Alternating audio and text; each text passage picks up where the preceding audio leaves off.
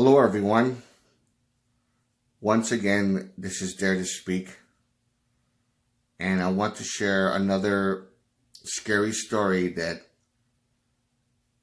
happens to be one of my most favorites out of all of them. And I'm kind of surprised that it got so many views, and then for some reason it was just taken off. I don't know. It didn't make any sense to me. Maybe, I don't know what the reason is, but I actually like this story, and it was based on a true story, which makes it even more creepy, more scary. So, hopefully you enjoy this. A perfect scary story for the month of October and for Halloween.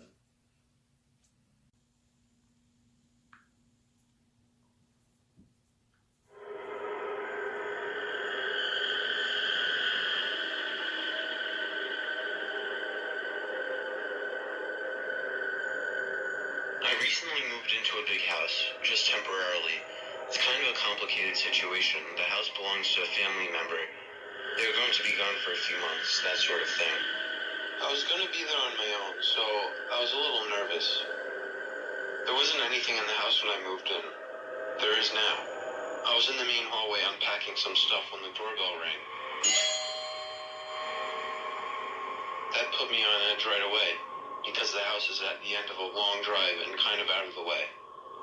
You would basically have to go looking for this house to find it. There was an old woman at the door. This was in broad daylight, but there was still something kind of off about her. She was really tall, like a full head taller than me. And there was something weird about the way she looked. It was like none of her clothes even fit her properly. She shook my hand and smiled, and told me that she was from the neighborhood council or something. She asked if she could come in and talk to me. My gut reaction was to say no, but I couldn't really think of a reason to. She was just an old woman. What was she going to do? I really wished I had just slammed the door in her face. I brought her into the living room, and she sort of tottered behind me. Like her feet didn't even fit into her shoes properly. She sat down without asking and grinned at me until I took a seat across from her. For about half a minute she didn't say anything, just smiled and stared at me while I got increasingly awkward. Just as I was about to break the silence, she fished in her pocket and pulled out this really big old-fashioned sweet, the type that comes in a see-through wrapper. Here, She said. eat this. I should probably point out here that she spoke really quietly, so it was difficult to hear anything she said. I accepted the sweet and unwrapped it. It was dark red, almost black. I popped it in my mouth because she was still grinning at me and nodding her head. Have you ever walked around behind a supermarket where they keep the big bins? They throw meat that's gone bad in those. Imagine that rancid smell, but on a hot summer day. It's so thick you can almost feel it in the air. That's what the sweet tasted like. I wanted to spit the thing out on the floor, but social niceties made me chew the thing and force it down my throat. The woman was talking all the time, but between the taste and her quiet voice, I barely heard her. My mouth tasted like rotten meat, so I politely told her I was going to get some water and ran into the kitchen. When I came back, she was gone. I had been in the kitchen for less than 30 seconds. My first reaction probably should have been to assume that she went to the bathroom, or had to leave in a hurry. Instead, I searched the entire house. I went through every single room, convinced I was going to open a closet or look under a bed and see her stuffed in there, grinning at me. That didn't happen, obviously, but I was still extremely on edge as the sun started to go down.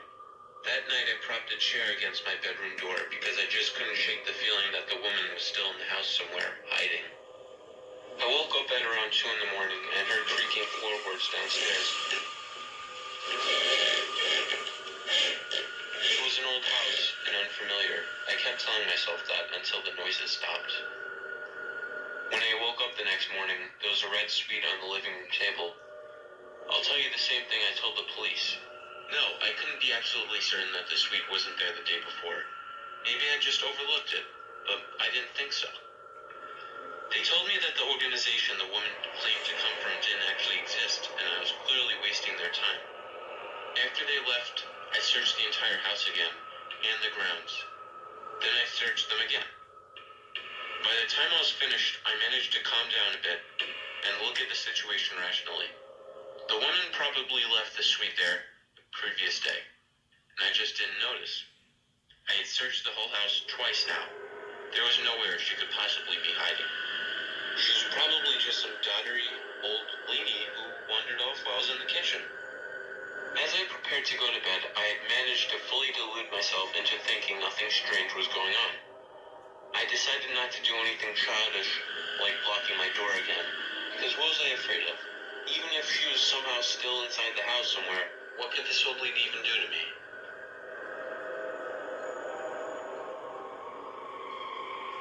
At some point in the middle of the night, I woke up abruptly, knowing in the back of my mind that something was wrong. I guess I must have heard something in my sleep. I turned onto my side and reached out to turn on the bedside lamp, groping around because I was in an unfamiliar room. When the light came on, I saw the old woman standing right next to my bed. I only got a glimpse of her because as soon as I screamed, she scuttled backward out the door really fast. I only got the briefest glimpse of her before she vanished into the unlit hallway outside my door.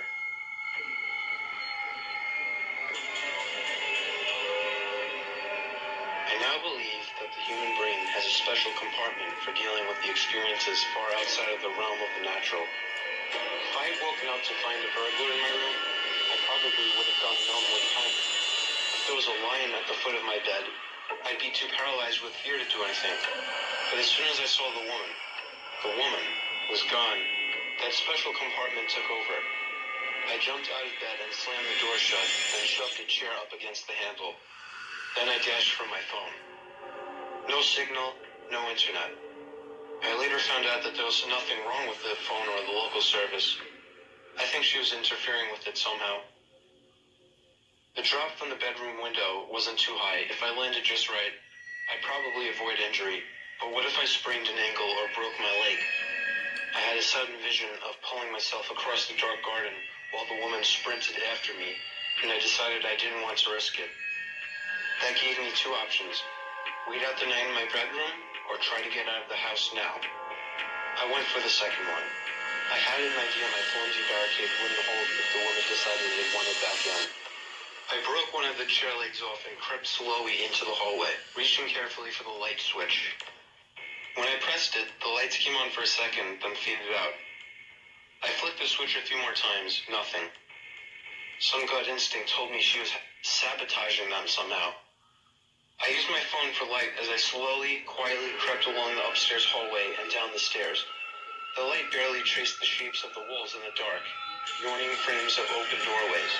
I jumped at every single shadow and unidentifiable shape, certain that any second that grinning face would appear out of the shadows. I got downstairs and to the front door. I had double locked it and put the chain in place. Just as I was reaching for the first lock, I heard rapid, uneven footsteps at the top of the stairs approaching swiftly. I undid the first lock. A high-pitched shriek came from halfway down the stairs, and I screamed as I undid the second lock and wrenched the door open. It stuck fast. I had forgotten the chain. I glanced behind me and saw the tall, spindly shape of the woman half running, half falling down the stairs toward me, with her head lolling backward and her mouth hanging open. I can't even remember getting the chain off. I might actually have just yanked the door open so hard that I broke it. In any case, the last I saw of the woman was her face inches away from me as I slammed the door shut. I sprinted to the nearest house, and eventually they called the police, possibly because I was half delirious with fear and babbling incoherently. The police once again failed to find anything unusual. It's been a week. I'm staying at a friend's place, sleeping with the lights on and the bedroom door barricaded. The house's real owners aren't back yet. I'm not sure what I'm going to tell them, but I have to stop them from going back there somehow. This is not a haunting. It's an infestation. I can't stop thinking about all of the holes in our defenses, the windows and doors left open, The strangers invited into our living rooms. I just hope to God it's the house she wanted and not me.